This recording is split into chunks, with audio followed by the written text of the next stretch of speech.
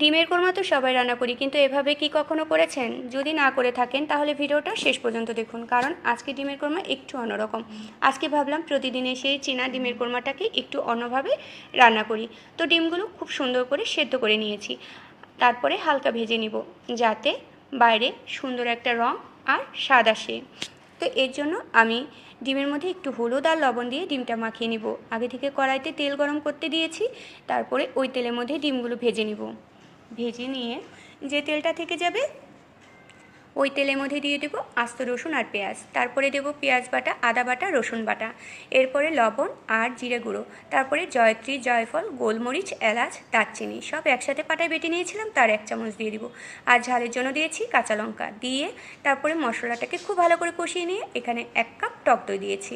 টক দই দিয়েও আবার খুব ভালো করে কষিয়ে নিব। তারপরে ঝোলের জন্য 1 কাপ জল দিব। জল দেওয়ার পরে ভাজা ডিমগুলো দেবো, দিয়ে তারপরে দিয়ে দেবো লিকুইড দুধ 1 কাপ। হ্যাঁ, এই দুধ দেওয়ার কারণেই কিন্তু ডিমের কোরমার টেস্টটা অন্যরকম হয়েছে।